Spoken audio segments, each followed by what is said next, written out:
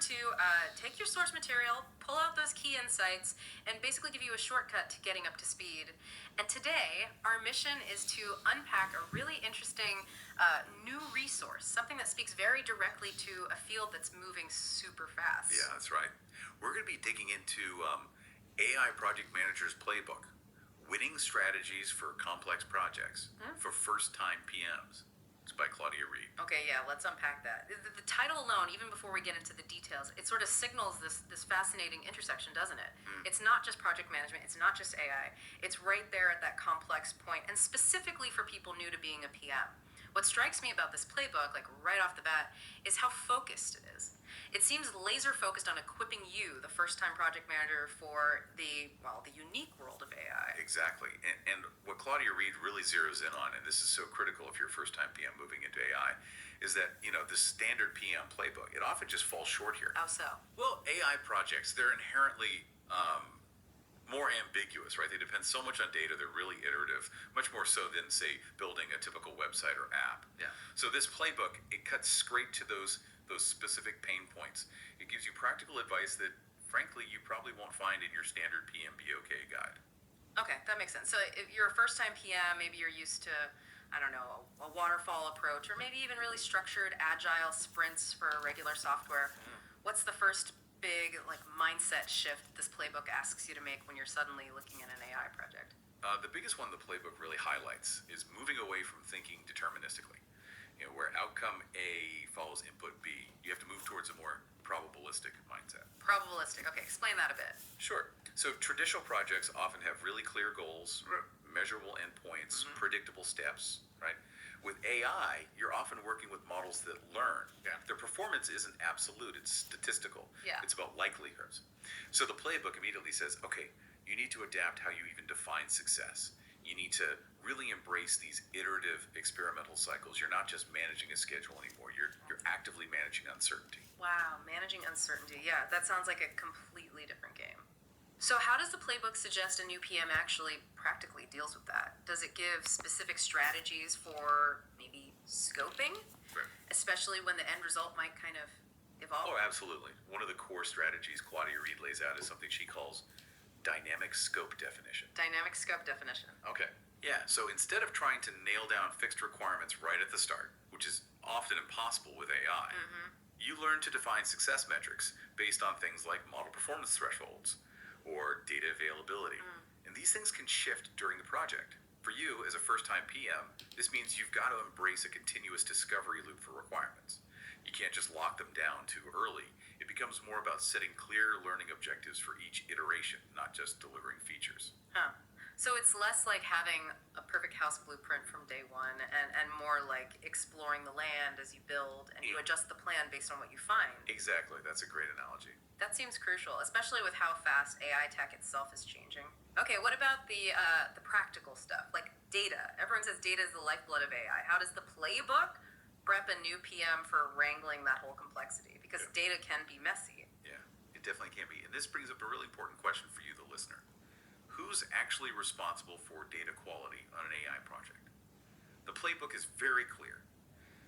The PM has to be deeply involved. It's not something you can just delegate entirely. Really? Not just hand it off to the data science team.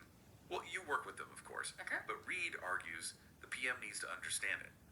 The playbook gives strategies for a first-time PM to proactively manage those data pipelines. From figuring out where the data comes from, to the cleaning process, annotation, all that stuff. Reid really emphasizes that an AI PM isn't just coordinating tasks.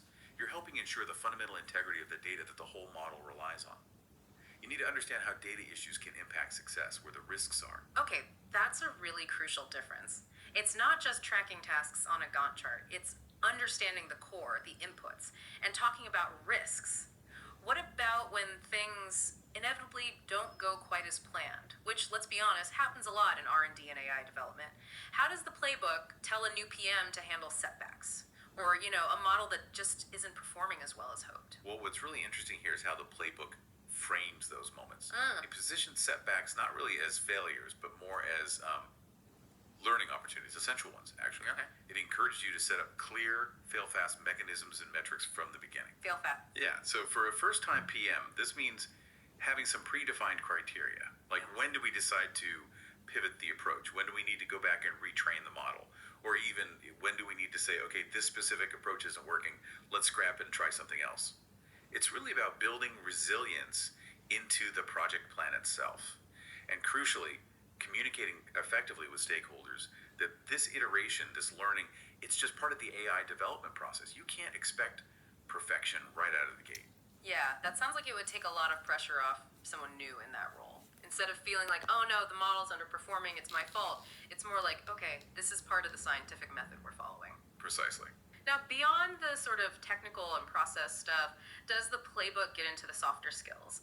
Because I imagine managing expectations around AI, especially if you're talking to non-technical stakeholders, that must be a real minefield sometimes.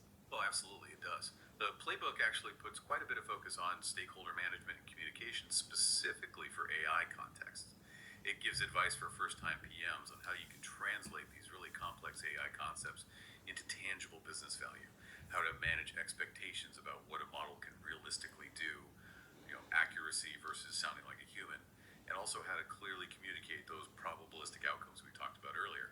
Essentially, is trying to teach you how to speak two languages effectively: the technical language of your data scientists and engineers, and the strategic language of your business leaders. That sounds incredibly valuable. Honestly, that feels like a gap even some experienced PMs struggle with, bridging that technical business divide. So let's try and pull this together. What does all this mean for you, the listener, maybe a first time PM thinking about or already stepping into this dynamic AI world? Today, we've really dug into the core ideas of Claudia Reid's AI Project Manager's Playbook. We've looked at how it's specifically built to arm you with, well, a unique mindset and some very practical strategies needed for these AI projects. Things like dynamic scoping, getting hands-on with data governance, really embracing that iterative learning process, and mastering stakeholder communication in an AI context. Yeah, and if we zoom out a bit, connect this to the bigger picture, the fact that a specialized playbook like this even exists now raises a pretty important question for you, doesn't it? As AI keeps integrating faster and faster into basically every industry, how can project managers, especially if you're new to the field, proactively develop the right skills? It's not just about the technical know-how, but also about those adaptive leadership qualities you need to really thrive in this environment that's just defined by constant change and, frankly, inherent uncertainty. That's a great question to chew on as you navigate whatever project you're working on next. Thank you for joining us for this deep dive.